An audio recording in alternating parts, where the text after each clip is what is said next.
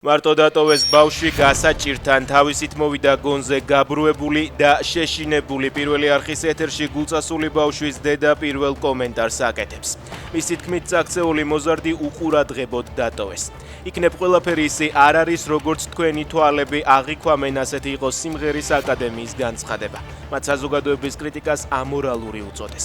აკადემია ერწმუნება რომ ხელმძღვანელებმა წაქცევის მომენტი ვერ დაინახეს. იგივეს ამბობს საზოგადოებრივი მაუწყებელიც. ბრიუსელში დღეს ევროკავშირისა და საქართველოს სავიზო დიალოგი გაიმართება. შეხვედრის მიზანია გამოსწორდეს გარემოებები, რომლებმაც ამ შეჩერებამდე მიგვიყვანა, განაცხადა ევროკომისიის პრესსპიკერმა.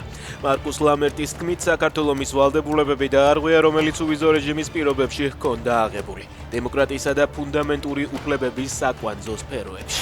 23 წლის განმავლობაში პირველად რუსეთმა ქვეყნის დღისადმი მიძღვნილი კონცერტი გააუქმა. ღონისძიება წითელ მოედანზე უნდა გამართულიყო.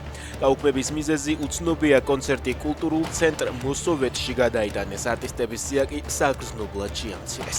სერბეთის პრეზიდენტი ალექსანდრ ვუჩიჩი აცხადებს, რომ მალე გადადგება. სერბეთში კი არჩევნები 3 ან 4 თვეში გაიმართება. რეზიდენციაში წიგნების ჩალაგება უკვე დაიწყე, თქვა ვუჩიჩმა ადგილობრივი ტელევიზიის ეთერში.